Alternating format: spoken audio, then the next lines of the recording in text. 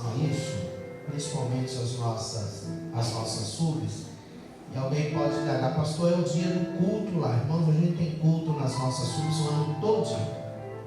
Quem está falando é alguém que conhece um pouco de sub. Eu vim de subcongregação. Não é alguém que não conhece o contexto. Eu conheço o contexto. Mas é um dia. Então, facilite aí para evitar a gente ter que ficar respondendo coisas que não tem necessidade. Né? A gente já tem tanta coisa para responder, tem coisa que não precisa, dá para dar uma amenizada. Então nos ajude para que possamos ultrapassar. Semana que vem terá o evento e o nosso pedido sempre é que haja uma participação intensa dos irmãos. Alguém pode dar uma olhada e falar, irmão, mas a igreja A não faz. A igreja, irmão, eu não sou pastor da igreja A. Estou pastor do Jardim das Camélias, até que Deus, né, incline assim o coração do bispo, ok? Então, quando eu estou pastor aqui, a gente vai tratando e orientando os irmãos. Minha palavra de gratidão aos irmãos que estiveram ontem, nosso culto de ensino com Santa Ceia, lembrando a todos que há um aplicativo relacionado ao corpo de obreiros, principalmente ao corpo de obreiros, é estendido a toda a membresia cadastrada, mas isso é muito mais específico ao corpo de obreiros. E não há dúvida que tudo que o braço for fazer relacionado ao obreiro, eles vão analisar nessa planilha de presença, ok? Vai ser analisado a planilha de presença. Tem algumas planilhas que a tesouraria e a secretaria acabam me enviando. Tem muita coisa que eu prefiro tratar de jeito mais ameno, ok? Mas é só para os irmãos terem ciência que tem planilha que identifica se foi, se não foi, quando foi. Então chega a época de consagração, tá? Aí vem lá o nome do irmão Ezequiel para ser consagrado, tá? O Braz só pega a planilha e vê quantas vezes a pessoa foi lá. Irmãos, não tem conversa. Não, pastor, é que eu sou obreiro lá na congregação. Não existe obreiro da congregação, a gente é obreiro do ministério. Quem achar que vai ser oficializado como obreiro da congregação, esquece. O pastor da igreja é o bispo Samuel, a gente representa ele aqui. Quem não tiver nenhuma afinidade ao Braz, ao jeito, aquilo que Deus colocou na mão do bispo, você não vai oficialmente, não. A congregação você pode ajudar, pode ser bênção, mas não queira oficialização se você não participar. Acho que daqui para frente, antes de levar o nome de qualquer um, a primeira coisa que eu vou fazer é pegar essa lista de presença para poder avaliar se a pessoa foi ou não foi. Quem não vai, eu não vou me expor para passar uma situação ridícula. Então fica aqui a minha exposição. O meu convite a você se envolver. É possível você desenvolver aquilo que Deus colocou no teu coração de forma que doa menos, tá? A gente serve a Deus de forma muito tranquila e você tem a tua personalidade, o teu jeito de ser, e é possível desenvolver muito na obra de Deus em um ambiente sério, sendo do teu jeito. Você não precisa ter a voz dos pregadores itinerantes, você precisa do seu jeito. É possível. Eu não costumo, é raro, é coisa raríssima, eu repregar o que ouço. Raríssimo. Louvo a Deus pela sua bondade em nos ajudar a visualizar aquilo que Ele tem. Mas tem vacina que eu tomo que ela é espetacular. Eu quero dividir com você uma vacina que eu tomei esses dias e para mim está causando um excelente efeito. Então quero pegar uma parte daquilo que eu vi e desenvolver com você aquilo que Deus colocou no meu coração. O bom da palavra de Deus é que não tem patente. Louvor tem, né? Louvor A pessoa escreve lá 3 letras repetindo a mesma coisa 2 horas, patenteia, e depois ele diz que ele foi o... Palavra não, né? Palavra a gente pega 5 horas a mensagem, e coisa que você não vai achar no Google, no YouTube, lugar nenhum. E quando termina, você tem que lembrar que quem te deu foi Deus. Então, já que não tem patente, a gente pode repregar, né, Inês? Não tem patente, a gente pode repregar. Eu já li muito esse texto, mas eu quero dividir uma vacina que eu tomei. Livro de Esther, capítulo de número 6. Gustavo, nos ajude, se for possível, aí, está lá em cima.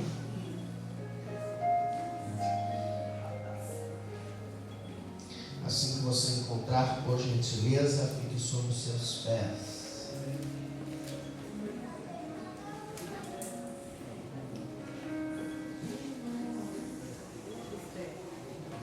Essa mensagem uma missionária na Corafesp ministrou. E um fragmento dela entrou no meu coração como remédio para me fazer andar muito tempo. Eu gostaria que fizesse efeito em você também. Se você entender isso, vai lhe ajudar a caminhar bem, adorando a Deus e sendo maduro. Meu grande anseio como pastor é produzir maturidade àqueles que pastoreiam. Um dia Jesus se apresenta a Nicodemos e disse assim: necessário é nascer de novo. A grande questão é que entre o nascer e o fim da vida tem várias fases. Todo mundo que nasce bebê. Então tem um monte de coisa que como bebê é normal, é natural, ok? Como bebê é normal chorar, espernear porque está com fome. Como bebê é normal comidinha na boca, fazendo gugu dadá, aquelas coisinhas, normal, todo mundo acha lindo. Só que quando você começa a fazer gugu dadá com uma criança de 10 anos, alguém já começa a olhar diferente para aquela cena. Já deixa de ser bonitinho. Na obra de Deus tem comportamento nosso que é equivalente ao gugu dadá. Que alguém de fora olha e fala: já era para estar mais maduro. Isso aí é comportamento de gente que nasceu, mas não cresceu. Não mudou de fase. Não alterou, não teve maturidade. É normal uma fase da vida que a criança, o brinquedo é só dela. Tranquilo. A gente respeita, entende. Mas chega uma hora que a mãe já começa a chamar e fala: ei, papai, tem que aprender a dividir as coisas. Na igreja não é diferente. Tem uma turma que pensa que é tudo dele. E se pegar dele e der para alguém, ele faz birra, quer mudar de igreja, pede carro. Falta de maturidade. Nasceu, só não amadureceu. Eu amo a liberdade que Deus me deu de auxiliar a produzir maturidade. Então é por isso que quando a gente vai tratar assunto, eu tomo essas vacinas, eu não tenho problema de dividir. Esther, capítulo de número 6.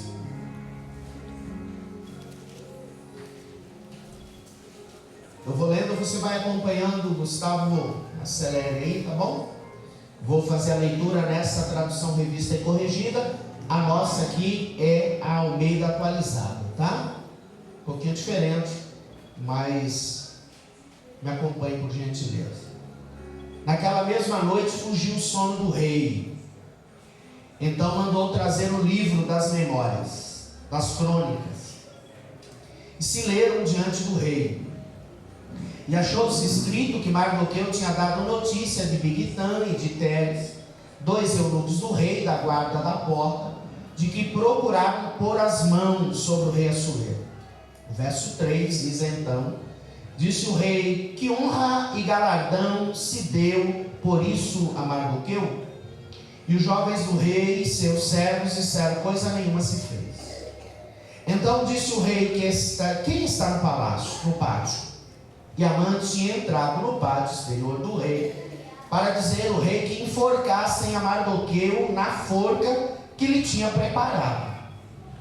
E os jovens do rei lhe disseram: eis que Amã está no pátio. E disse o rei que entrasse. E entrando Amã, o rei lhe disse: que se fará ao homem de cuja honra o rei se agrada? Então Amã disse no seu coração: de quem se agradará o rei para lhe fazer honra mais do que a mim? Pelo que disse Amã ao rei: quanto ao homem de cuja honra o rei se agrada, traga a veste real de que o rei se costuma vestir, também o cavalo em que o rei costuma andar, e ponha-lhe a coroa real na sua cabeça. Entregue-se a veste e o cavalo à mão de um dos príncipes do rei, dos maiores senhores, e vistam dele aquele homem de cuja honra se agrada, e levem no cavalo pelas ruas da cidade, e apregoe-se diante dele. Assim se fará ao homem de cuja honra o rei se agrada.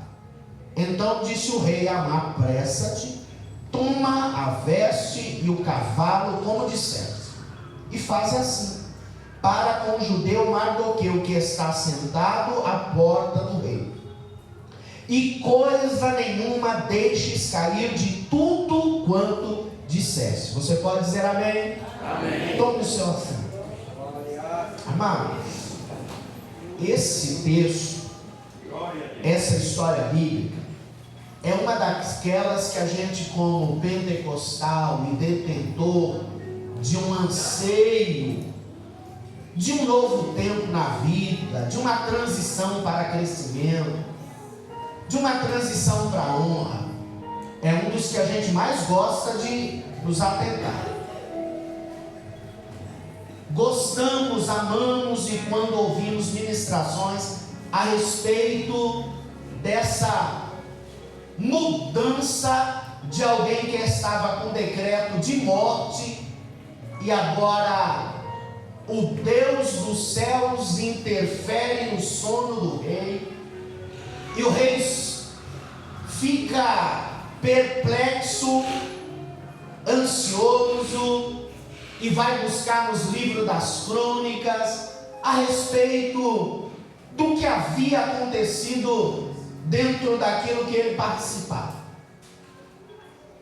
Amamos ouvir que o rei depara justamente com um momento na vida, na história dele, em que alguém, armando uma cilada para tirar a vida do rei, alguém detectou, alguém nominalmente foi citado como benfeitor, e nominalmente houve um registro a respeito da vida dele.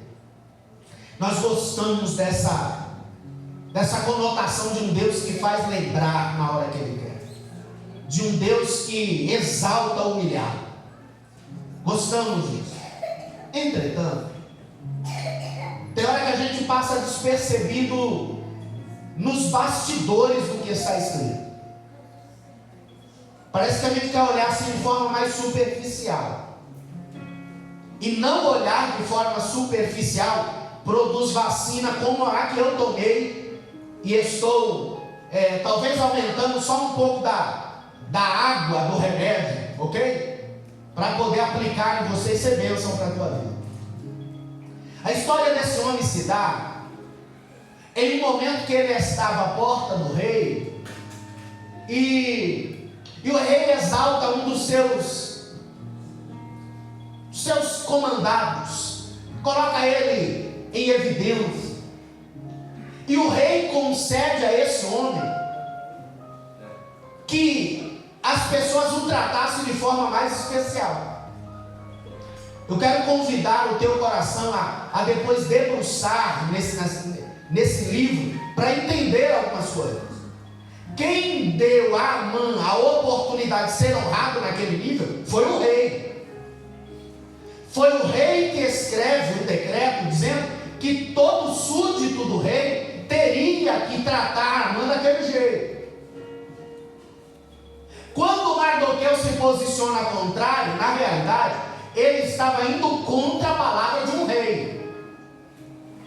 Se Amã tivesse tratado no individual, provavelmente Mardoqueu teria um grande problema.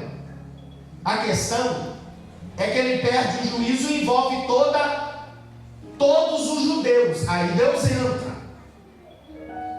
Deixa eu abrir um parênteses para te dizer: tem coisa que a gente é tratado no individual, que não é porque você é crente, é batizado no Espírito Santo. Não. Se você comete erro no individual, não coloque um pacote de crente no meio. Possa ser que tu pague caro por desobediência. O problema é que Amã levanta uma bandeira contra todos os judeus. Aí ele ultrapassou o limite. E nesse ultrapassar o limite, algumas coisas começam a acontecer para que o nome do Senhor fosse glorificado e a nação fosse livre. Quando Amã enche o coração do rei de uma oportunidade de ficar não é mais abençoado, não, mas mais reconhecido por alguém que pela fala de Amã não respeitava o rei, não honrava o rei, não seguia os editos do rei. O rei gostou, então vamos eliminar, já que não me apoia, vamos eliminar. Um valor ia ser oferecido ao rei, que o rei oferece para que ficasse com Amã. Quando Mardoqueu ficar sabendo disso, a Bíblia diz que ele se veste de uma roupa extremamente que dava conotação de humildade e se lança sobre si cinzas. Esther fica sabendo e ela pede para aquelas pessoas que trabalhavam com ela ir ao encontro dele para tirar aquela veste. Ele não aceita.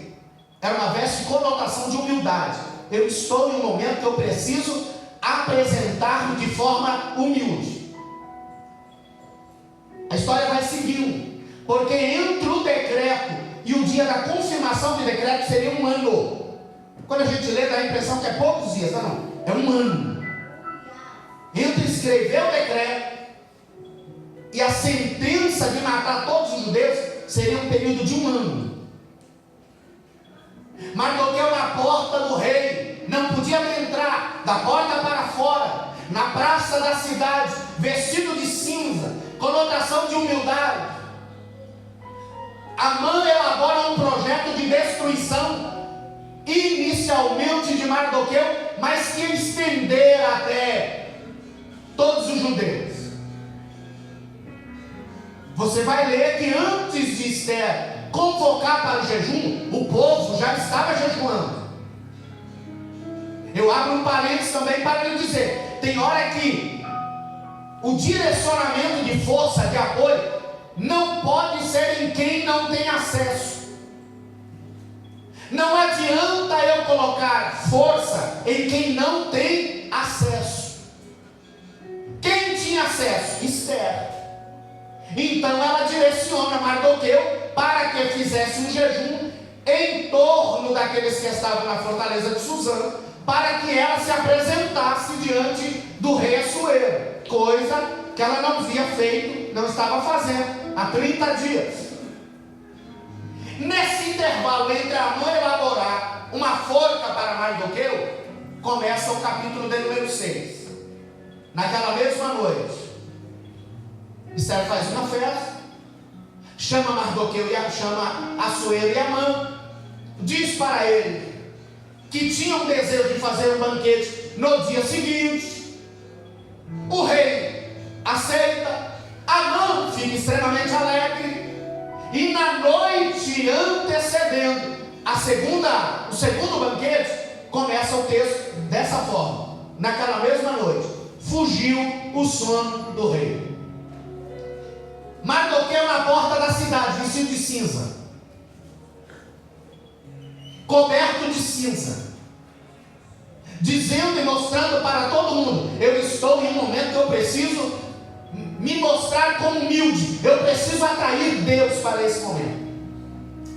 Naamã, um decreto de morte para 1 ano após. Esther tenta mudar a roupa, ele não aceita. É muito contundente com ela. Talvez para esse tempo Deus tenha te colocado ali. Ela entende, orienta para que houvesse um jejum. As pessoas aceitam. Ela se apresenta diante do rei. O rei estende o cetro de ouro para ela. Um outro parente. O rei estende o cetro. Ela só foi beneficiada porque ela se aproxima do cetro e coloca a mão nele. Tem gente que o favor é apresentado, mas como ele não chega perto, não usufrui da bênção. Não adianta cetro estendido para quem não chega perto. Ela teria que chegar perto e tocar no cetro. A hora que ela toca, o benefício era ela oferecido. Naamã, enquanto o rei sonha, ou enquanto o rei elabora essa análise das crônicas, Naamã já tinha tudo organizado para destruir Mardoqueu. Deus intervém na história. Pela manhã, o Naamã chega porque queria falar com Assuero e dizer para ele que já tinha a forca definida para Mardoqueu. Só que a hora que ele vai chegando, o rei já tem uma outra fala que antecede a dele. E na fala do rei era: não fizeram nada para esse Mardoqueu, que me ajudou, que livrou a minha vida. Não fizeram nada? Nada. Naamã chega e o rei está conversando com os jovens que trabalhavam para ele. Quando Naamã vai chegando, ele pergunta para Naamã: Naamã, me responde uma coisa: o que se fará ao homem cujo rei se agrada? Naamã deu uma olhada, texto bíblico. Ele pensa, ele avalia, ele diz para ele mesmo: primeiro, não tem ninguém que o rei se agrada mais do que eu, então vou dar uma caprichada na bênção. Tem hora que a gente é assim.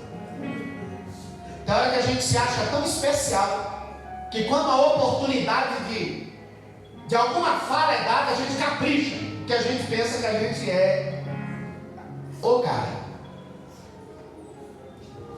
O Naamã capricha. Agora perceba o nível do quanto ele caprichou. Olha o que ele fala: ao homem a qual o rei se agrada, faça 3 coisas.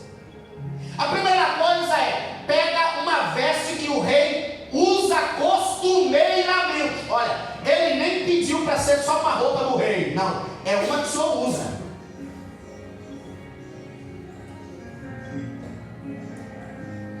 Pega uma roupa daquelas que o senhor costuma usar. Sabe, daquelas que a hora que o senhor chega, que alguém olha, fala: é a roupa do rei. É para uma dessas.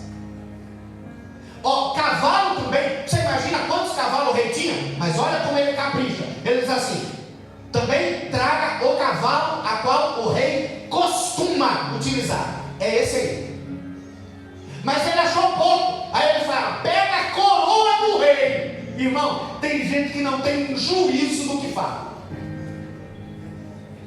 Pega a coroa do rei e coloca na cabeça desse a qual o rei se agrada honrar. Acho que o rei deu uma olhada e ele pensou, pela continuidade, eu imagino, eu tomo a liberdade para imaginar o rei dizendo assim: a roupa tudo bem, o cavalo tudo bem, agora a coroa aí já ultrapassou o limite.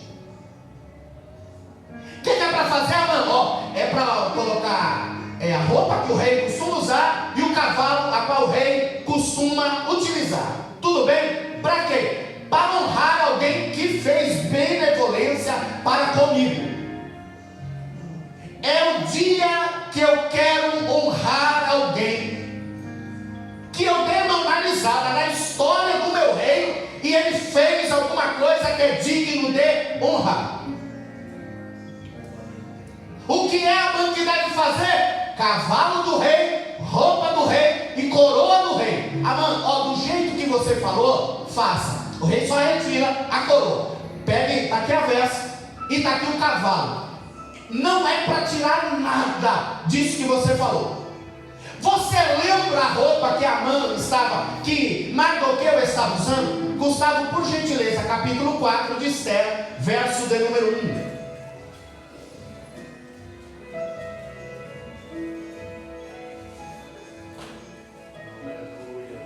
Capítulo 4, verso de número 1. Esther, capítulo 4, verso 1. Quando Mardoqueu soube tudo quanto se havia volte, desligue não. Não vai dizer que ele queria. Não. Gustavo, não. Gustavo, só porque você está abençoado, Gustavo. Ó, Gustavo. Ô, Enéas, Viviane. Abra sua Bíblia. Abra sua Bíblia. Quero que você veja. Acompanhe comigo. Não feche a Bíblia.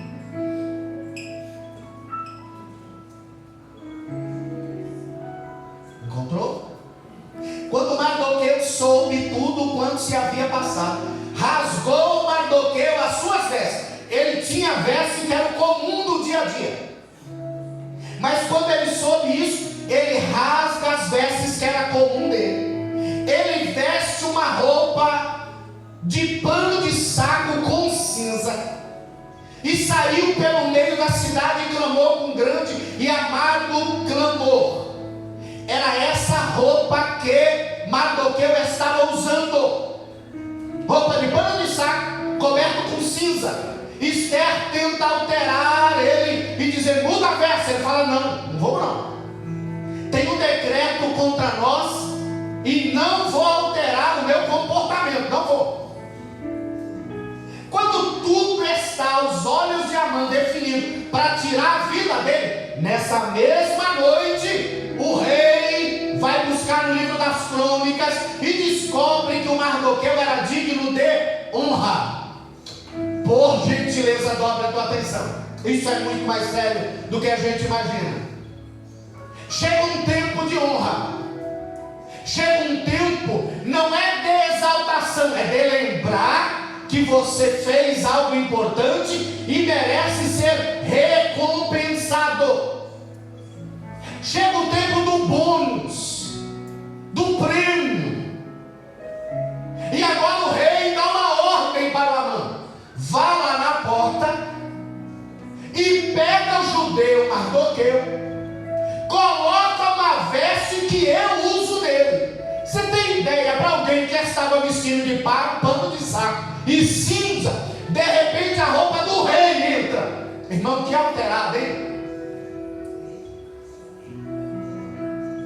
Eu não sei, quero falar com os irmãos aqui mais fácil.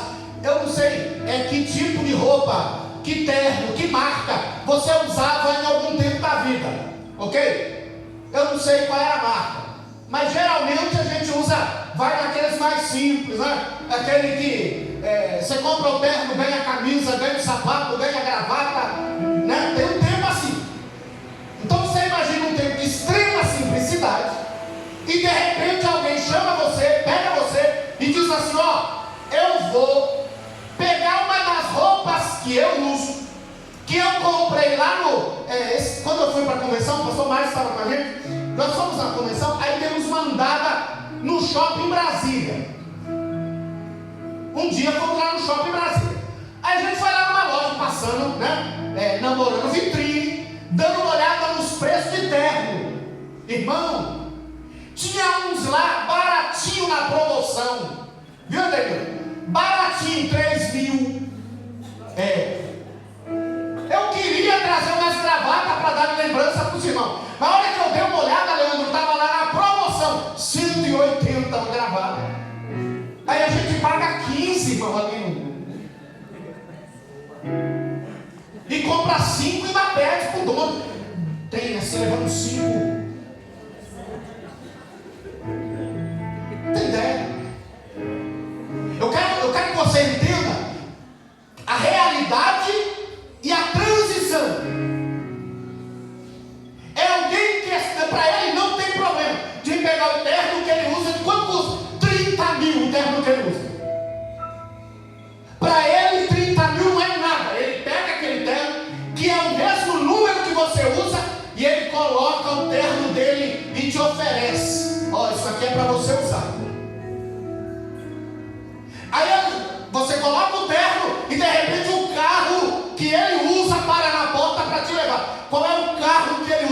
carro que ele usa vale 3 milhões de reais.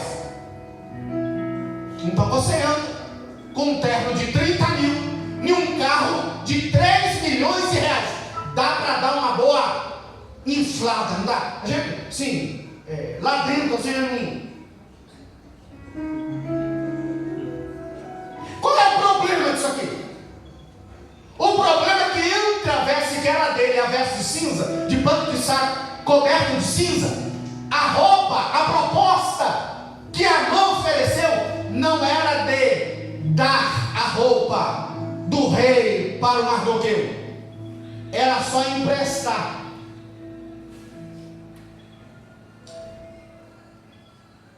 Era uma honra momentânea, era uma veste emprestada. Não é uma roupa do rei é tua, não.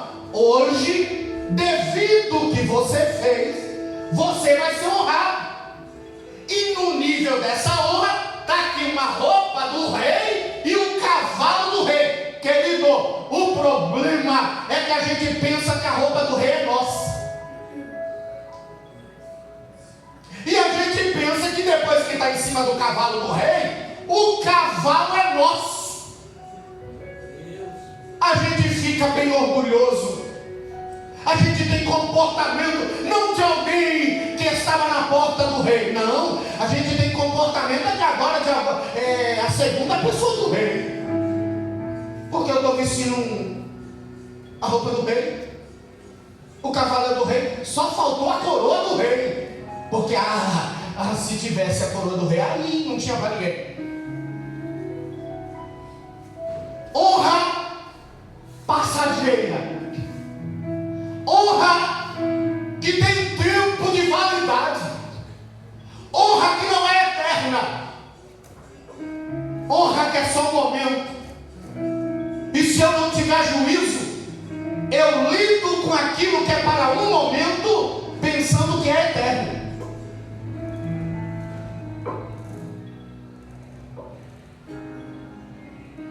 E o Amã pega o Mardoqueu com a roupa do rei. Eu não sei se a roupa do rei estava por cima da veste de pano de saco, mas a roupa era outra e o cavalo era outro. E aquele que humilhava agora está carregando o cavalo e puxando. Assim se fará ao homem a qual o rei se deseja ou agrada honrar. Gostou? Amei. O rei, diga para mim, qual é o percurso da honra? O problema nosso é que a gente não lembra e não quer saber qual é o percurso da honra. Qual é o trajeto dela? Quanto tempo ela dura? Quanto tempo eu vou usar essa roupa aí linda, esse cavalo espetacular? Qual é o tempo? Essa foi a vacina que eu tomei. A vacina que tem hora que eu usufruo de uma honra que não é minha. Alguém me deu. Eu tenho liberdade de fazer algumas coisas porque alguém me deu a liberdade de fazer. De estar em alguns lugares porque alguém abriu a porta para nós estarmos. Há um tempo atrás, houve uma reunião eclesiástica em um determinado local. E alguém ligou para mim e falou assim: é para você e a pastora Vanessa ir. Eu falei: mas eu não posso. Eu não tenho acesso. Não faço parte. Falou: não, estou lhe convidando. Você tem ideia o que é? Você está num lugar a convite que não é teu. Que se alguém resolver perguntar: o que você está fazendo aqui? Você tem dificuldade de continuar.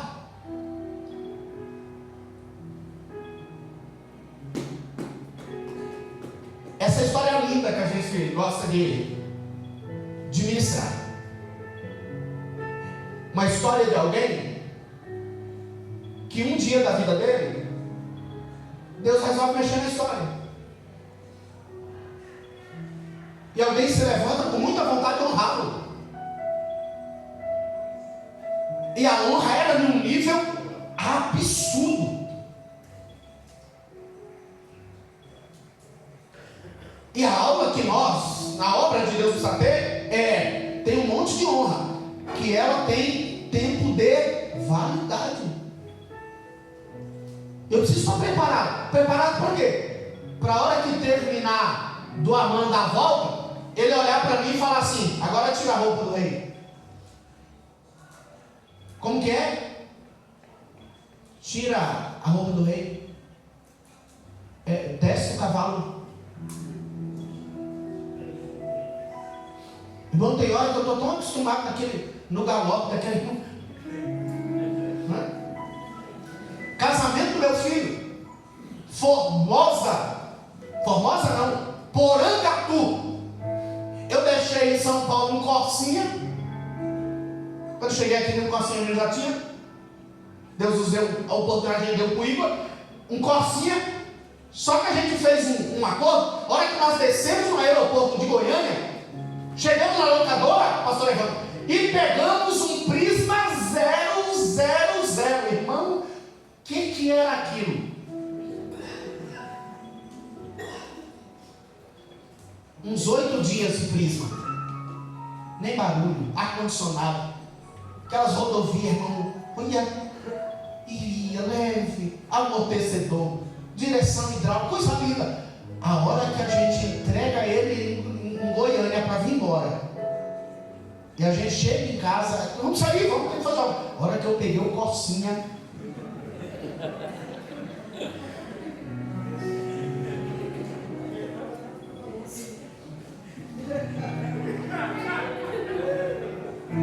a gente se acostuma com o que é bom. O problema é que eu preciso entender que tem muita coisa que é boa, mas não é meu.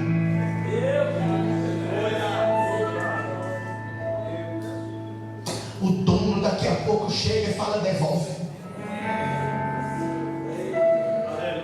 E eu preciso preparar isso aqui para fazer essa transição, né? De sair do Corsinha e entrar no 0. E de repente o dono chega e fala: gostou, gostei. Aí ele estende a mão.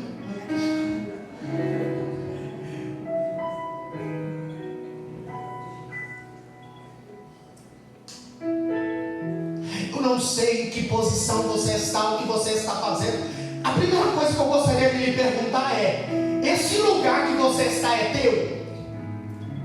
Ou tem alguém que tem a gestão disso que é teu?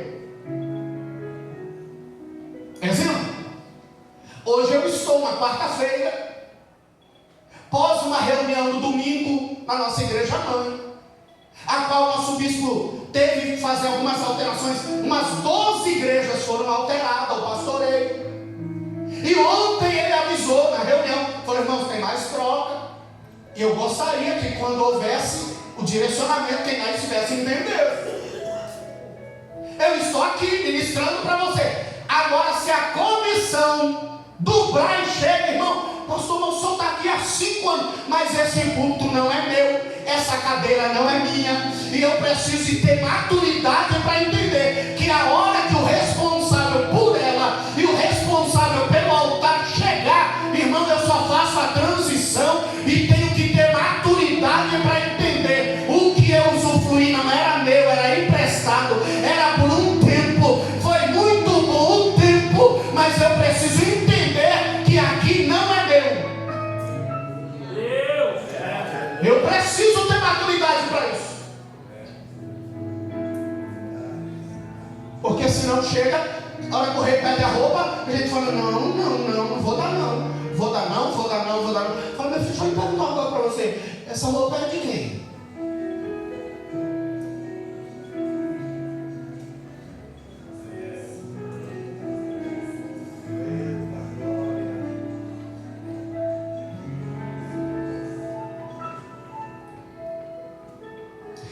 Tempo atrás a gente foi fazer uma viagem e um amigo da gente, pessoas amigas da gente, prestou um carro daquele top de linha. Aí você para no posto, o frentista vem, dependendo do carro que você tem, é o trato, né? Ele chega com um fusquinha, né? Agora você chega com um carro de 250 mil, até o bom dia é diferente, né? Pois não, doutor. Todo mundo vira doutor. Doutor, tudo bem? Vai completa, doutor, completa. Irmão, a gente fica tão imponente lá dentro. Só que em meio à imponência que está dentro de algo tão espetacular, eu ouvi Deus dizendo assim: como é que você se sente dentro de um carro desse valor que não é teu?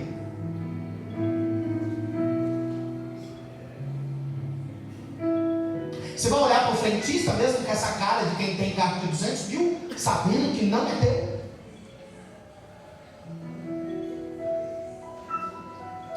Vai descer mesmo nas paradas, né? Para tomar um lanche, aí você levanta como alguém, né? Carro de 200 mil, qual é a renda per capita de alguém que tem um carro de 200 mil? Não é alguém que vai chegar na lanchonete e perguntar quanto é a coxinha, não é? Então você levanta, você já sai com o peito inflado, todo senhor.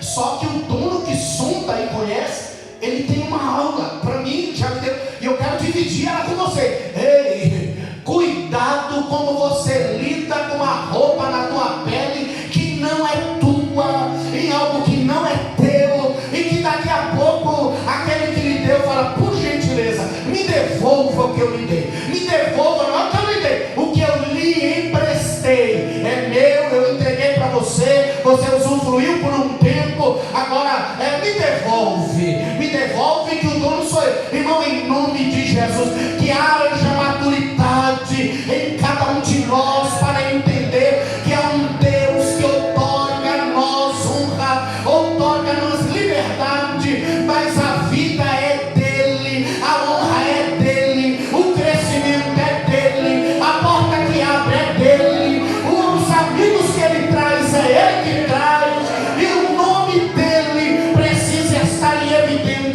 de entender que grande é ele. Eu sou um beneficiado pela bondade dele.